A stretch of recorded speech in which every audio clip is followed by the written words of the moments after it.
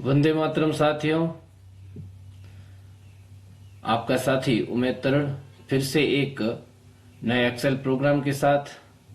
यह प्रोग्राम वित्त विभाग के नवीन निर्देशानुसार जो मॉडिफाइड एश्योर्ड कैरियर प्रोग्रेस यानी MACP संशोधित आश्वासित कैरियर प्रगति का जो नया प्रावधान आया है, इस प्रावधान के अनुसार किस प्रकार से फिटिंग करनी है और किस प्रकार से एरियर की कैलकुलेशन करनी है और कैसा ऑर्डर ऑप्शन और उन सभी चीजों की हम जानकारी प्राप्त करेंगे। और इस प्रोग्राम के अंदर क्या मैंने शामिल किया, इस चीज की भी हम पूर्ण रूपेण जानकारी प्राप्त करेंगे। लेकिन मैं आप सभी से पहले निवेदन कर देना चाहता हूं कि इसको बनाने में हालांकि मैंने बहुत समय लिया है और बहुत सूझबूझ के साथ तैयार किया है, फिर भी किसी प्रकार की त्रुटि, विसंगति या असमंजस की स्थिति है तो आप अपने विवेक का पहले इस्तेमाल करें और उस अनुसार आप अपने स्तर पर फिटिंग करें। इसके लिए मेरा प्रोग्राम आप अंतिम माने ये कतई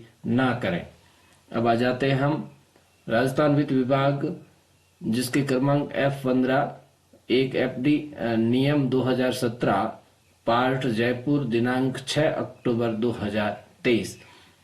इस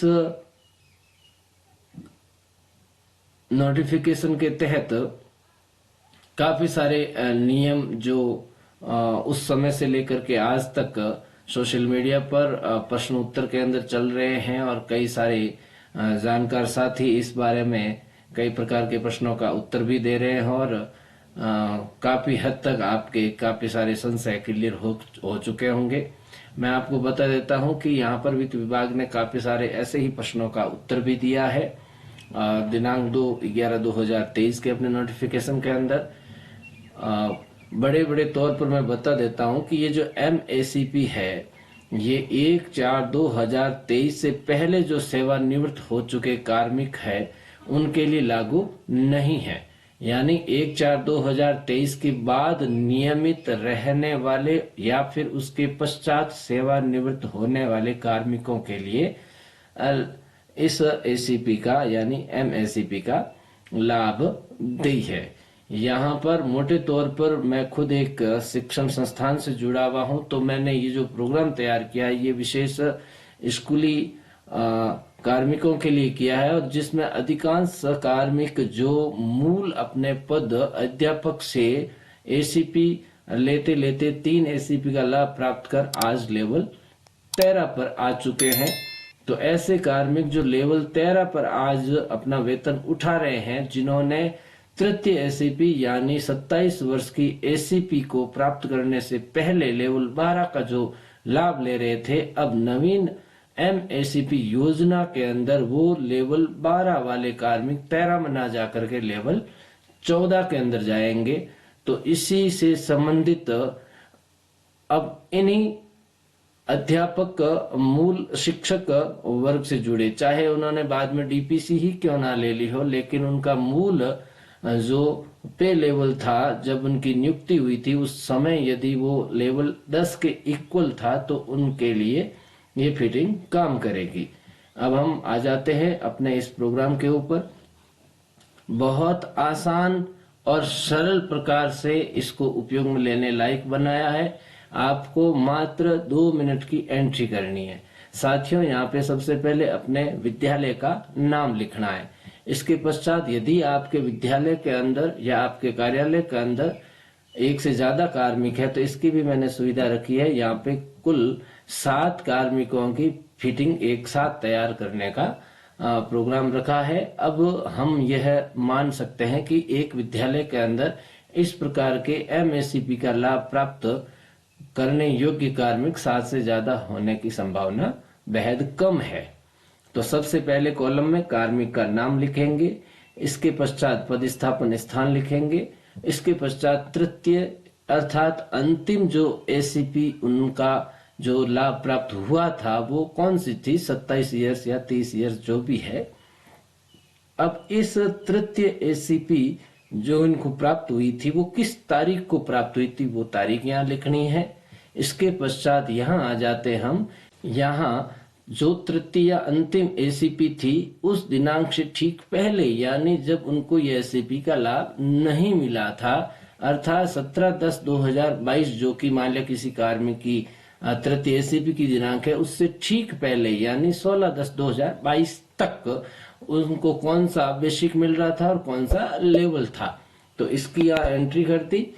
अब यहाँ पर साथियों आप विकल्प की जो दिनांक है, ये विकल्प की दिनांक या ऑटोमेटिकली आएगी, आपको यहाँ एंट्री करने की आवश्यकता नहीं है। कहने का मतलब आपको यहाँ कार्मिक का नाम, प्रतिस्थापन, आपको यहाँ उसकी तृतीय एसीपी का प्रकार किस तारीख से मिली और यहाँ उस एसीपी से पहले उनकी क्या फिटिंग थी, बस ये 5 या 6 कॉलम की आपको एंट्री करनी है। इसके पश्चात ये वाली जो अगली वाली एंट्रीज है वो सारी ऑटोमेटिकली आएगी।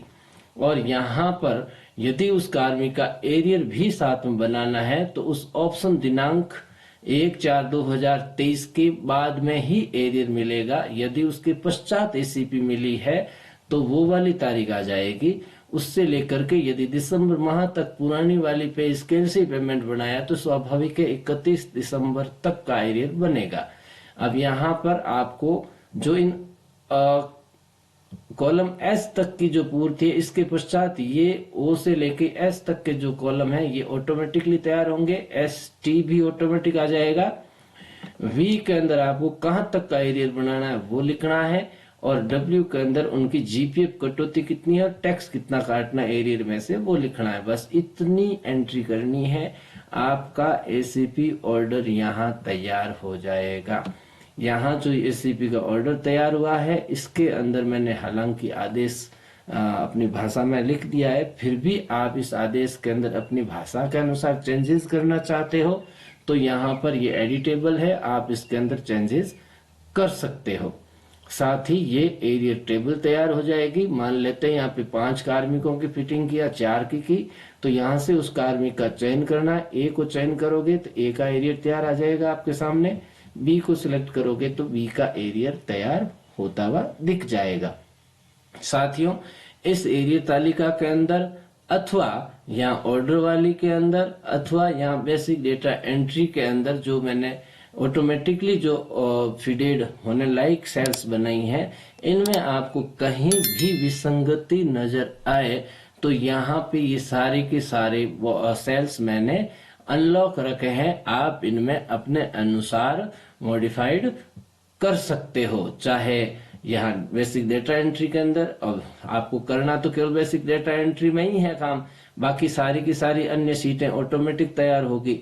अब यहाँ आप यहाँ पर भी चेंजेस कर सकते हो, यहाँ पे भी अपने मैन्युअली अनुसार चेंजेस कर सकते हो। हालांकि चेंजेस करने की बहुत कम संभावना रहेगी। और ये एमएससीपी का एप्लीकेशन है जो कि डीडीओ को देगा वो कार्मिक, और यहाँ एमएससीपी का जो ऑप्शन फॉर्म है उसका भी प्रारूप दे दिया। और यहाँ लास्ट के अंदर जो पे मैट्रिक्स चार्ट है 7th पे कमीशन के अनुसार वो भी मैंने अंदर साथ में उपलब्ध करा दिया है। तो साथियों मैं उम्मीद करता हूं आपके लिए प्रोग्राम बेहद कारगर सिद्ध होगा। अब एक चीज और बता देता हूं, यदि कोई कार्मिक 1/4/2023 के पश्चात रिटायर्ड हो रहा है तो उसका भी आप इसके अंदर तैयार कर सकते हो, बशर्ते इसके अंदर कुछ जो ऑटोमेटिकली चीजें आ रही है वो वाली आपको चेंजेस करनी होगी। मैं उम्मीद करता हूं फिर से ये नया प्रोग्राम आपके लिए बेहद कारगर सिद्ध होगा। फिर मिलेंगे कभी एक नए प्रोग्राम के साथ। कृपया करके जितनी मेहनत करते हैं उस मेहनत का प्रतिफल आपके ही पुनर्बलन से मिलता है। तो मैं उम्मीद करता हूं आप मेरे चैनल को ज्यादा से ज्यादा सब्सक्राइब और शेयर करेंगे। धन्यवाद।